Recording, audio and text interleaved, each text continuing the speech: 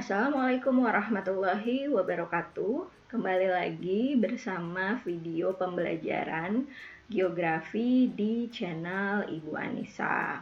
Nah, untuk video kali ini kita akan kembali belajar masih mengenai tentang kependudukan. Tapi materinya kali ini akan terfokus kepada mobilitas penduduk dan juga indeks pembangunan manusia. Ya, kita akan bahas yang pertama dari mobilitas penduduk. Apa sih sebetulnya arti dari mobilitas penduduk?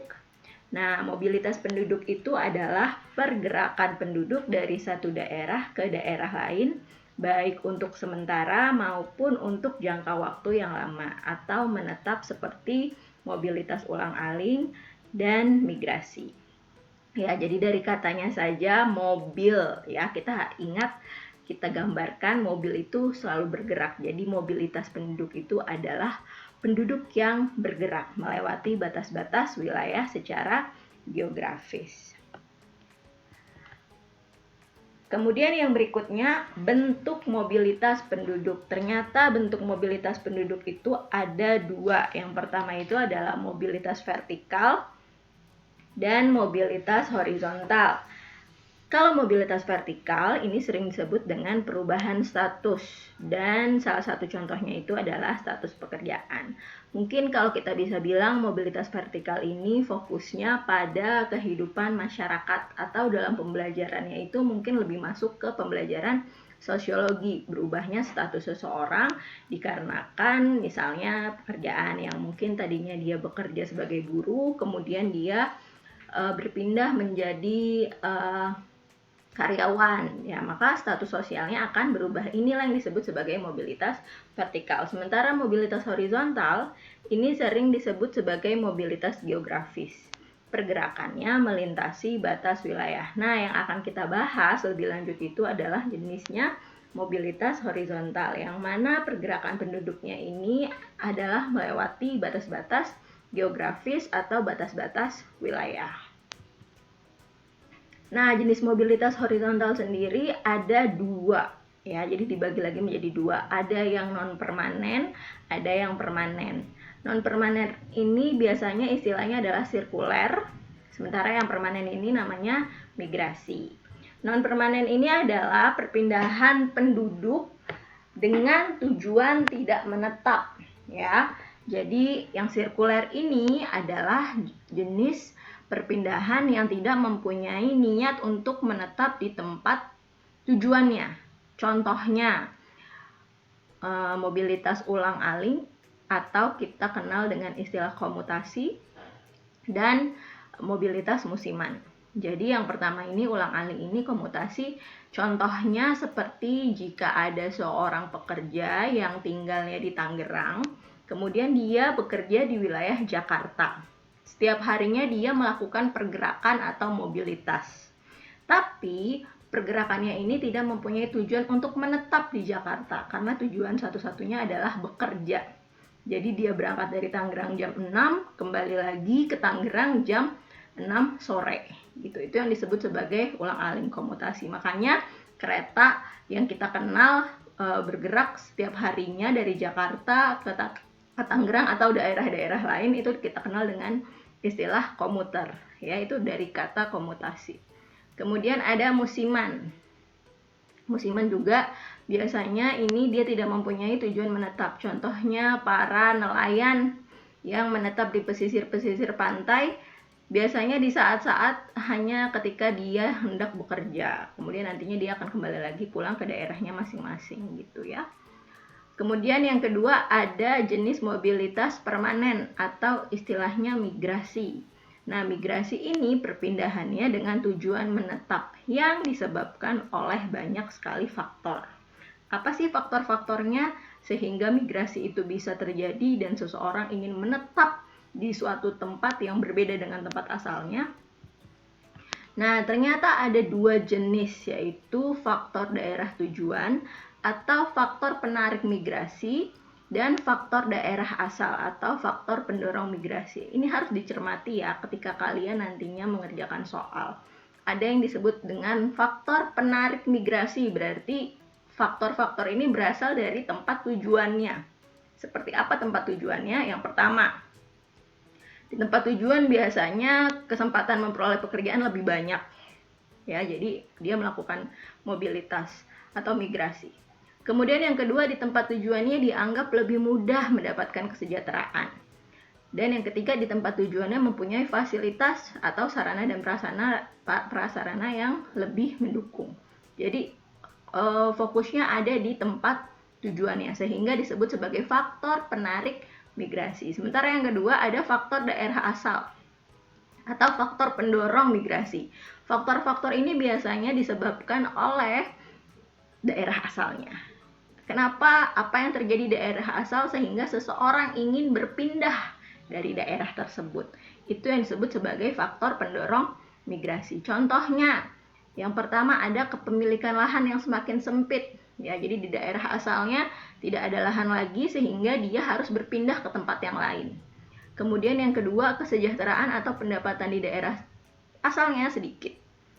Kemudian yang ketiga ada kurangnya fasilitas pendukung di daerah asal. Jadi itu adalah faktor terjadinya migrasi ya. Jadi ada faktor penarik, ada faktor pendorong. Nah, jenis migrasi penduduk ternyata dibagi lagi menjadi dua bagian. Yang pertama yang skup atau lingkupnya internasional dan ada yang skupnya nasional. Yang pertama yang internasional ada yang dikenal sebagai imigrasi. Apa sih imigrasi itu? Ternyata imigrasi itu adalah masuknya penduduk dari suatu negara ke negara lain dengan tujuan menetap di negara yang didatangi. Orang yang melakukan imigrasi ini disebut sebagai imigran. Kemudian yang kedua ada emigrasi. Emigrasi adalah keluarnya penduduk dari suatu negara ke negara lain dengan tujuan menetap di negara tujuan. Orang yang melakukan emigrasi disebut emigran. Ya. Dan yang ketiga ada remigrasi. Remigrasi ini adalah perpindahan penduduk ke negara asalnya atau kembali penduduk ke negara asalnya. Jadi remigrasi ini ada orang yang pernah tinggal di luar negeri, kemudian dia balik lagi ke tempat asalnya. Maka dia melakukan mobilitas internasional yang disebut sebagai remigrasi. Nah, kalau skupnya nasional ada 4 ya.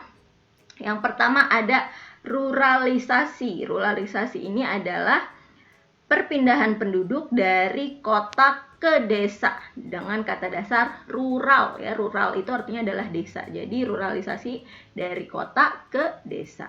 Kemudian ada urbanisasi dengan kata dasar urban atau kota. Jadi perpindahannya ini dari wilayah desa ke kota. Kemudian ada evakuasi. Nah, evakuasi ini adalah perpindahan penduduk untuk menghindari bahaya yang mengancam. Ya, biasanya bencana alam terjadi, banyak orang melakukan migrasi evakuasi ini ya untuk menyelamatkan diri dari bencana atau sesuatu yang mengancam. Kemudian yang terakhir ada transmigrasi.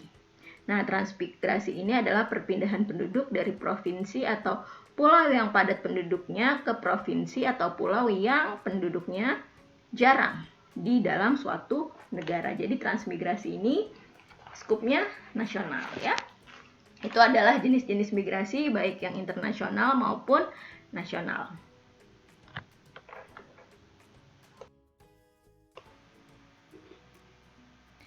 Nah, materi yang berikutnya adalah kualitas penduduk dan indeks pembangunan. Ya, kita bahas dulu mulai dari pengertiannya. Kualitas penduduk atau mutu sumber daya manusia sangat berpengaruh terhadap tingkat kemajuan suatu negara. Kualitas penduduk suatu negara dapat diketahui dari beberapa faktor yang mempengaruhinya. Faktor kualitas penduduk. Yang pertama ada pendapatan per kapita.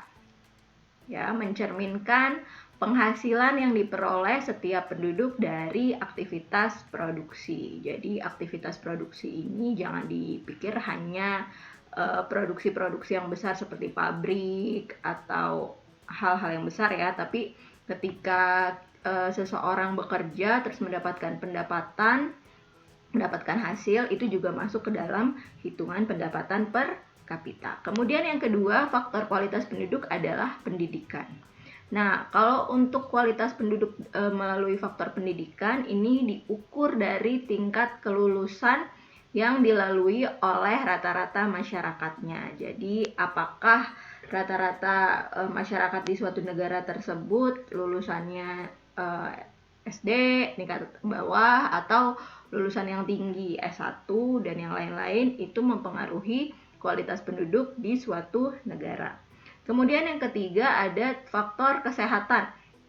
Nah, faktor kesehatan ini menunjukkan bahwa semakin tinggi tingkat kesehatan, maka semakin tinggi pula kualitasnya. Begitupun sebaliknya. Jadi, semakin bagus misalnya sarana prasarana kesehatannya, itu pun akan meningkatkan kualitas penduduk di suatu wilayah.